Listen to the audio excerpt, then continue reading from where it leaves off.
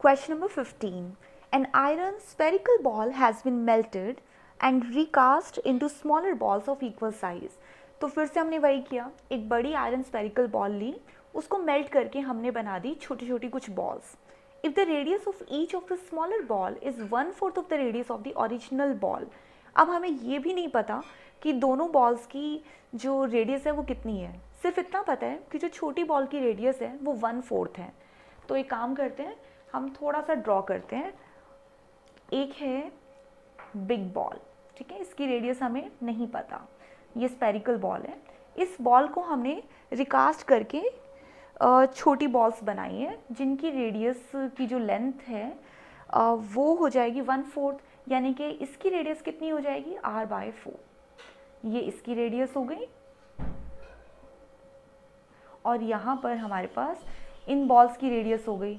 तो रेडियस को आप r लिख सकते हैं, r/4, है ना. फिर कहते हैं how many such balls are made. Compare the surface area of all the smaller balls combined together with that of the original balls. तो हमें यहाँ पर वॉल्यूम भी कंपेयर करना है और ये भी कंपेयर करना है कि टोटल नंबर ऑफ बॉल्स कैसे बनेंगी, कितनी बनेंगी. पहले वॉल्यूम वाले पार्ट पर आते हैं. अगर हमें वॉल्यूम दोनों का कंपेयर करना है तो इसका वॉल्यूम इक्वल है number of balls into volume. अगर हमें पता करना है कितनी बॉल्स बनेंगी तो वॉल्यूम से वॉल्यूम डिवाइड हो जाएगा. तो वॉल्यूम के साथ अगर हम ये वॉल्यूम डिवाइड करेंगे तो इसका फॉर्मूला कितना है, इस वाले का फॉर्मूला है 4/3 पाई r³. r कितनी है, ये वाली, राइट. और इस वाले वॉल्यूम का फॉर्मूला कितना है, फॉर्मूला सेम है 4/3 इंटू पाई.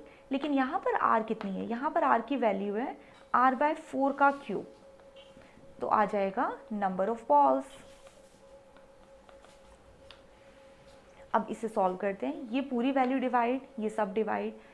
इस वैल्यू में क्या क्या बचा, यहाँ बचा r³ डिवाइडेड बाय r³ और ये जो 4 का क्यूब है आप इसके नीचे अगर लिखेंगे तो फाइनली होगा क्या, ये 4³ ऊपर आ जाएगा, r³ बाय r³ और ये 4³ यहाँ आ गया, इक्वल है नंबर ऑफ बॉल्स.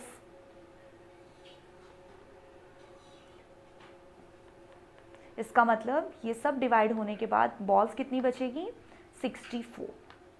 तो फर्स्ट थिंग है, अगर हम कोई भी स्पेरिकल बॉल लें और स्पेरिकल बॉल से अगर हम चाहते हैं कि 1/4 साइज़ की रेडियस वाली नंबर ऑफ कितनी बॉल्स निकलेंगी, तो हमेशा 64 बॉल्स ही निकलेंगी as per the formula calculation. और आगे क्या क्या कंपेयर करना है, अब हमें इनके सरफेस एरिया को कंपेयर करना है. और यस, अब उनका सरफेस एरिया कंपेयर करेंगे.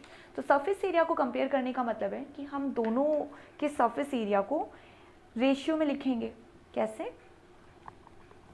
इसका सरफेस एरिया कितना होता है, the formula is 4 pi r² और इसका सरफेस एरिया कितना होगा 4 पाई r². इसकी r की जगह हमें क्या रखना होगा, capital R. So let's place capital R. और इसकी रेडियस कितनी है r/4. So let's take r/4 और इसके ऊपर स्क्वायर.